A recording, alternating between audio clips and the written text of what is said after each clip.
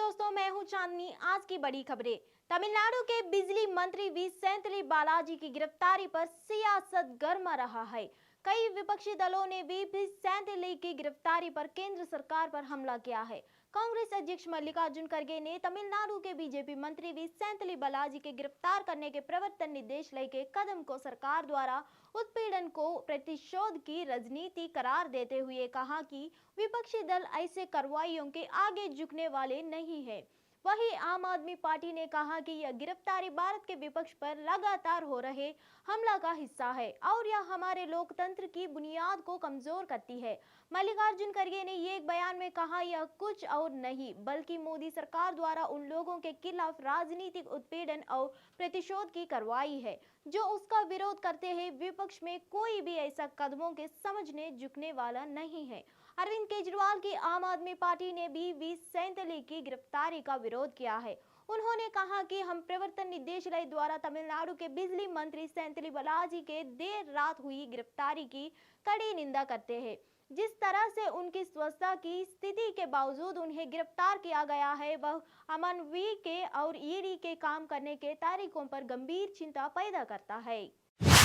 दिल्ली वालों को अगले 2 से 3 साल बाद पानी की कमी से दो चार नहीं होना पड़ेगा। सीएम अरविंद केजरीवाल के निर्देशन में दिल्ली जल बोर्ड द्वारा कई पहल किया जा रहे हैं, जिनकी बदौलत पानी की कमी खत्म होने की उम्मीदें काफी हद तक बढ़ गई है।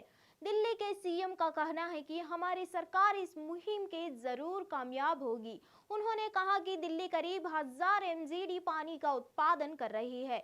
हम इसे बढ़ाकर 1200 एमजीडी तक ले जाना चाहते हैं।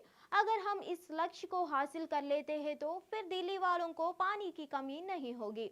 बता दें कि जब सीएम अरविंद केजरीवाल की सरकार 2015 में बनी थी, उस समय दिल्ली करीब 850 एमजीडी पानी का उत्पादन करती थी। सीएम केजरीवाल ने कहा कि पहले कदम के तहत नॉर्थ दिल्ली और ट्रांस यमुना की ईस्ट दिल्ली में पानी को लेकर बहुत बड़ी योजना चल रही है। इस एरिया हर साल प्राकृतिक रूप से वाटर रिचार्ज होता है। यमुना हर साल बड़ा ग्रस्त होती है, उसकी वजह से पूरी ईस्ट दिल्ली अपने आप रिचार्ज हो जाती है। इन क्षेत्रों में बहुत बड़े स्तर पर ट्यूबवेल्स लगा रहे हैं।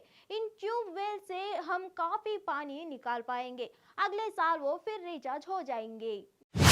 आम आदमी पार्टी के राष्ट्रीय संयोजक और मुख्यमंत्री अरविंद केजरीवाल इन दिनों दिल्ली में अधिकारियों के ट्रांसफर और पोस्टिंग के अधिकार को लेकर केंद्र सरकार द्वारा लाए गए अध्यादेश के खिलाफ विपक्षी दलों का समर्थन जुटा रहे हैं। अब तक वह कई पार्टियों के नेताओं से मिलकर उनका समर्थन मांग चुके हैं। इसी क्रम में मुख्यमंत्री अरविंद केजरीवाल ने आज बकापा नेता डी राजा से मुलाकात की। इस मुलाकात के बाद डी राजा ने कहा कि हमने बात की कि कैसे अध्यादेश के जरिए दिल्ली सरकार को पावरलेस लिया जा रहा है। हमारी पार्टी सीपीआई डिमांड करती रही है कि दिल्ली को फुल स्टेटहुड मिले, क्योंकि यहाँ चुनी हुई सरकार है। ऐसे ही केस पुडुचेरी का है। बिहार भारतीय जनता पार्टी की महत्वपूर्ण बैठक आज दिल्ली में होने जा रही है। ये बैठक केंद्रीय मंत्री गिरिराज सिंह के घर पर होगी। बिहार बीजेपी के कई वरिष्ठ नेता इसमें हिस्सा लेंगे। 23 जून की पटना में विपक्षी दलों की बैठक से पहले यह महत्वपूर्ण बैठक होने जा रही है। बैठक में चिराग पासवान, जीतन राम मांझी, मुकेश साहनी, उपेंद्र कुशवाहा आदि की एनडीए में वापसी पर चर्चा होगी। आगामी लोकसभा चुनाव को लेकर यह बैठक काफी मायने रखती है। बैठक में लोकसभा चुनाव की रणनीति पर चर्चा होगी। दिल्ली में होने जा रही इस बैठक से पहले बिहार के मंत्री संतोष कुमार सुमन ने मंगलवार को मुख्यमंत्री नीतीश कुमार की पार्टी जनता दल यूनाइटेड पर उनके पिता और पूर्व उप मुख्यमंत्री जीतन राम मांझी द्वारा स्थापित पार्टी हिंदुस्तानी अवाम मोर्चा पर विलय के लिए दबाव बनाने का आरोप लगाते हुए राज्य मंत्रिमंडल से इस्तीफा दे दिया। ऐसे में देखा जाए तो बिहार में राजनीतिक उथल पुथल तेज हो गई है। लंदन के वेम्बली में हैदराबाद की 27 वर्षीय महिला की चाकू मारकर हत्या कर दी गई है। उच्च शिक्षा के लिए लंदन गई कोंताम तेजस्विनी पर मंगलवार को ब्राजील के एक नागरिक ने कथित रूप से हमला किया।